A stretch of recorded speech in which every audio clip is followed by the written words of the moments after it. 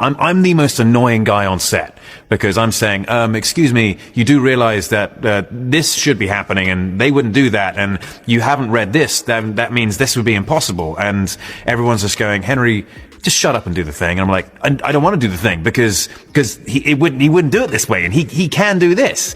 But with Sherlock, because I absolved myself of being that psychopathic law loyalist, I instead had the wonderful opportunity to work with Jack Thorne's script, work with Harry Bradbeer, the director, and work with Millie Bobby Brown, the lead actress, and also my producer.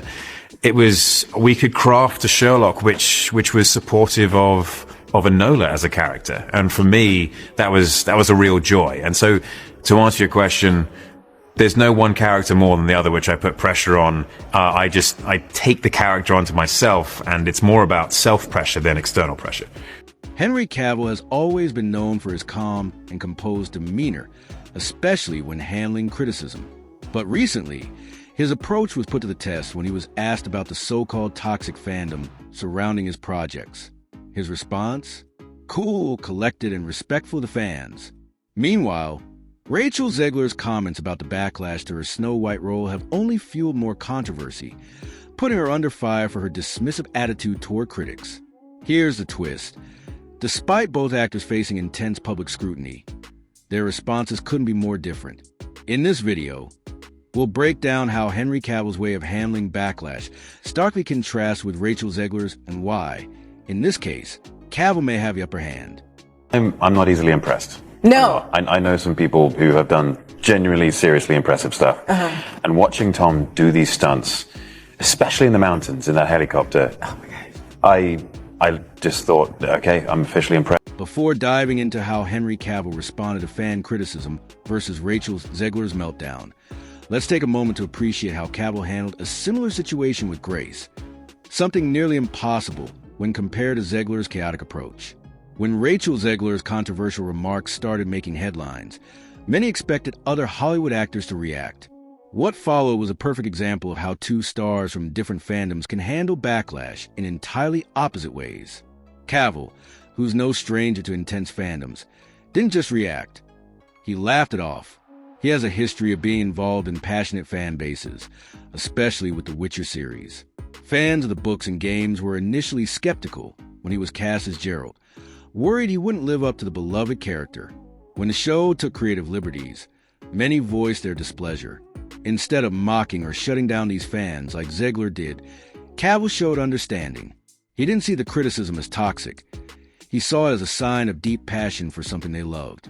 When asked about the negativity surrounding the series, Cavill didn't get defensive. Instead, with a smile, he acknowledged that fans have the right to their opinions, even if it criticizes his work. This calm and empathetic response stands in stark contrast to Zegler's meltdown, where she dismissed fan concerns entirely, labeling them as toxic.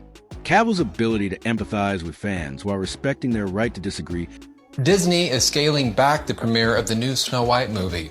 Instead of the usual over-the-top, extravagant event, the studio will hold a low-key pre-party and screening at the El Capitan Theater in Hollywood.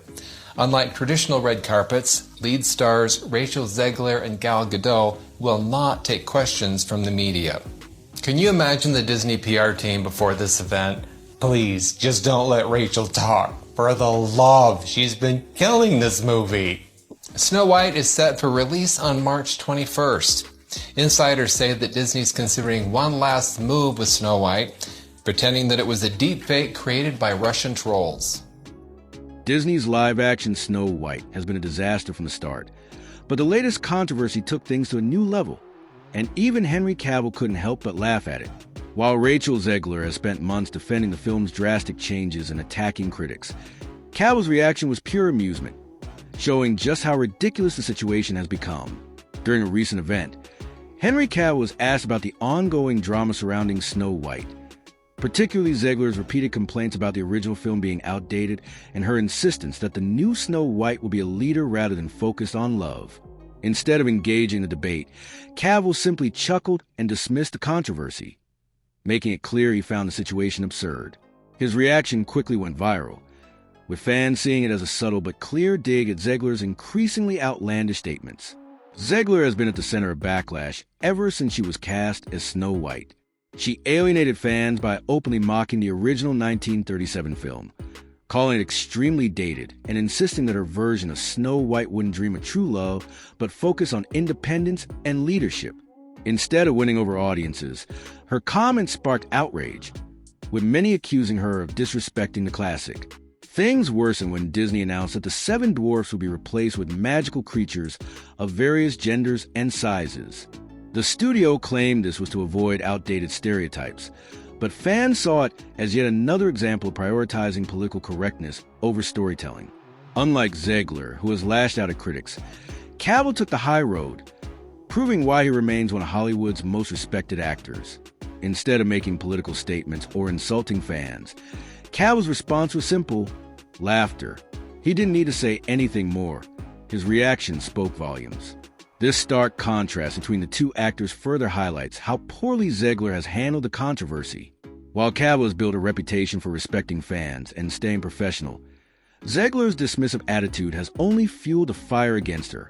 The backlash has forced Disney to scale back the film's premiere, opting for a much smaller event at the El Capitan Theater in Hollywood instead of a grand red carpet affair. But with controversy still raging, no amount of damage control will erase the bad press surrounding Snow White. Meanwhile, Henry Cavill remains a fan favorite, proving that sometimes the best response to Hollywood's latest meltdown is just a good laugh. His reaction perfectly captures what many fans have been thinking all along. This entire situation is beyond embarrassing. Goodness me. Thank you very much, everyone.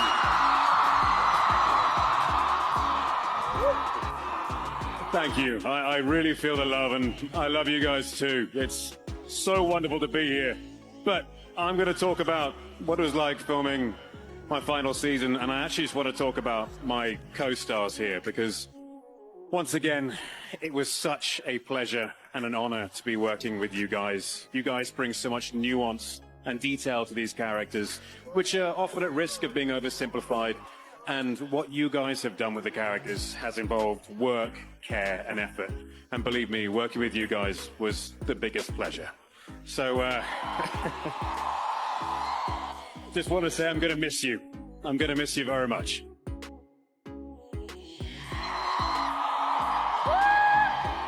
Me, right? For cardio's sake, what do you do for cardio? No cardio. No, I run. That's the savory answer. Yeah. So what is the real answer? I think they get it. Oh. Okay. Yeah. My oldest brother was 4 years older than me. Uh-huh. He was considerably larger and incredibly strong. Simon, he was so strong that we would make fun of him by saying Hulk smash every time he got angry. Were you guys surprised to find out that he was a gamer? No. Like, No. Not really. No. Not at all. No, I wear my geek on my sleeve. Right. Yeah.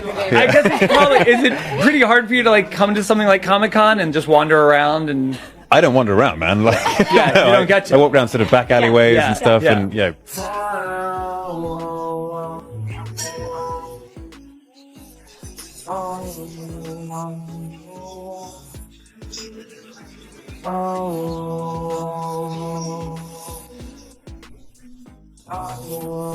A big NFL football fan, Yes. which is unusual because typically when someone from England will come here, they get annoyed when I say football, referring to football. Football. Right. Because soccer's called football over there, but we know what the real football is. It's here. But you are what fan of the Chiefs, right? I'm a Chiefs fan, And yeah. how did that happen? Okay, so I spend a lot of time over here, obviously, and I've been watching some American football. I started to like the sport, and I realized I had to choose a team. And the only way I could choose a team was with something that was never going to change. So it wasn't going to be my buddy likes this team or whatever it may be. So I figured the one thing which won't ever change in my life is the Superman aspect of it. And I figured Superman's from Kansas. The Chiefs, people in Kansas support the Chiefs. It just all added up. So you just kind of said like, oh, if Superman was a football fan, Oh, he'd definitely be a Chiefs fan. he'd be a Chiefs fan. 100%. And you're probably right. Yeah. Wow, that's weird. Henry Cavill's departure from The Witcher wasn't just about scheduling conflicts or Superman. The real reason, heavily speculated and supported by insiders, was his frustration with Netflix's blatant disregard for the original source material. This frustration ties directly into Hollywood's obsession with modernizing classic stories to fit a political agenda, often at the expense of authenticity. Unlike many actors who take on franchise roles without much knowledge, Cavill is a die-hard Witcher fan. He has read Andrei Sapkowski's novels, played the CD Projekt Red games extensively, and publicly expressed admiration for the franchise. For him, this wasn't just another acting job. It was a passion project. However, throughout his time on The Witcher, he repeatedly clashed with the writers over their changes to the story. He often corrected them when their revisions contradicted established lore, advocating for the series to remain faithful. But instead of embracing The Witcher's world, the creators were determined to update it for modern audiences, making changes that alienated fans. Cavill's frustration wasn't about minor tweaks. It was about Netflix's deliberate attempts to inject identity politics and revisionist storytelling, ignoring the franchise's Slavic folklore and European roots. The showrunners even mocked the source material, prioritizing ideology over authenticity. The spin-off series Blood Origin became a perfect example of this failure, earning a disastrous 13% audience rating on Rotten Tomatoes. Fans rejected these unnecessary changes, making it clear they wanted a faithful adaptation, not a politically driven rewrite. Cavill, unlike many in Hollywood, stood his ground.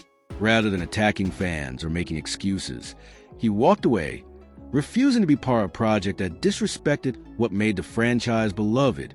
After his departure, the Witcher franchise suffered a major blow, losing fan interest and momentum. Netflix's attempts to replicate Game of Thrones completely backfired.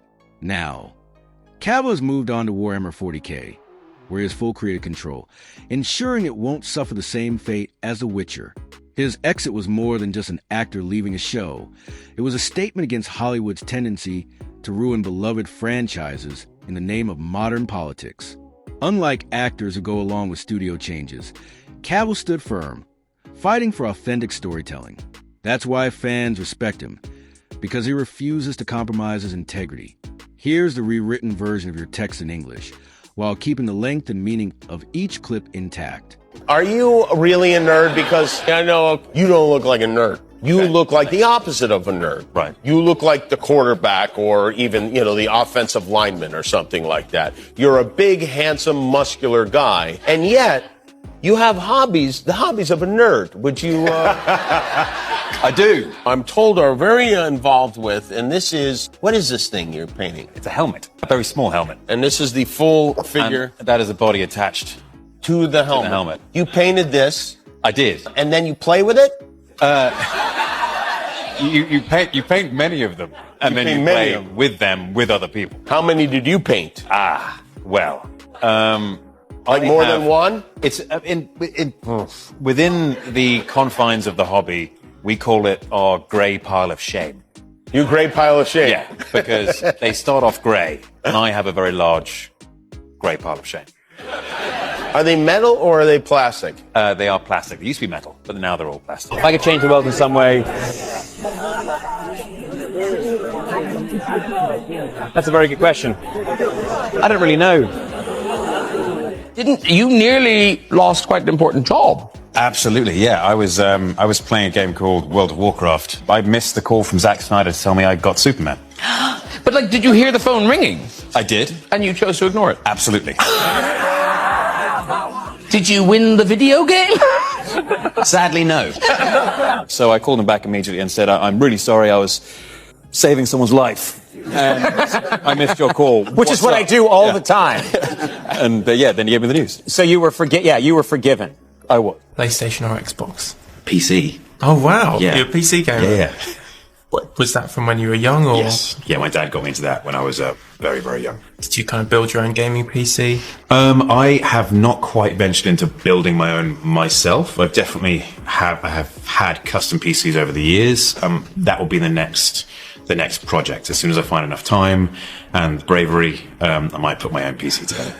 stronger than regular humans. They're trained excessively, and they are used to kill monsters. And we find Geralt in season 2 after having denied the responsibility of having a child surprise, which is, oh goodness, this is a long explanation. Read the books. I was wondering what the geekiest thing in your house was. I mean, aside from your gaming rig. Geekiest thing would have to be my Warhammer stuff. We're talking Games Workshop, aren't we? Yeah. Yeah. It's that took me a while to kind of confess to openly and publicly. A collection of white undercoat spray paint that just lurks in the back of the cupboard. Yeah. I was like, what's this? For graffiti. What's that you have to dehydrate yourself? That's the worst part of it. Like, diet is difficult, and you're hungry, but when you're dehydrating for 3 days, you get to the point on the last day where you can smell water, like, nearby. So why do you do that? To get super toad? It gets it makes your skin really thin, so it sits on the muscles. How do you feel now? Do you feel that Henry isn't really able to come out himself now? My moustache bullies me. I can barely sleep at night. It forces me to put a moustache hammock onto it, so it can sleep, so I can sleep. Who would have known the drama? It is the master of... Henry Cavill has repeatedly proven that he stands against Hollywood's tendency to inject politics into storytelling. Unlike many actors who conform to studio agendas to maintain their careers, Cavill has made it clear that he values authenticity over compliance. His consistent choice to walk away from projects that disregard source material and alienate fans is undeniable proof that he refuses to follow Hollywood's trend to politicize storytelling. One of the most notable examples of Cavill's stance was his departure from The Witcher. He was deeply passionate about portraying Geralt of Rivia as accurately as possible. However, the show's writers took a completely different approach, ignoring the Slavic-inspired folklore and altering the series to align with modern identity politics. Instead of respecting Andrzej Sapkowski's novels, they mocked the original material, introducing forced diversity and unnecessary changes that frustrated fans. Cavill fought to keep The Witcher true to its roots, but when it became clear that Netflix was more focused on pushing an agenda rather than delivering a great story, he chose to leave. The fallout was evident.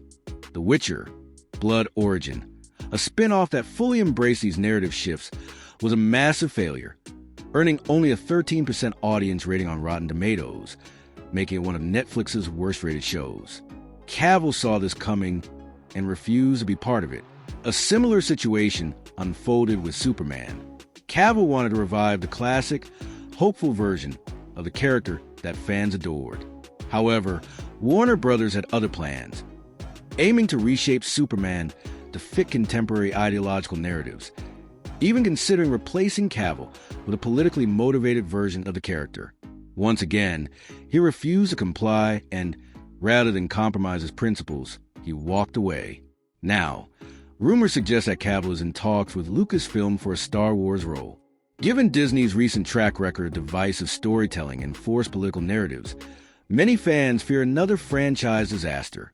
However, Cavill has never been one to accept a role just for a paycheck. If he joins Star Wars, it will be on his terms, ensuring the story remains faithful to its roots. Cavill has a history of leaving projects that don't align with his values. If Disney attempts to control him and impose their usual agenda, there's little doubt he will walk away, just as he did with The Witcher and Superman. The mere fact that he's in discussions suggests that he might help restore Star Wars to its former glory.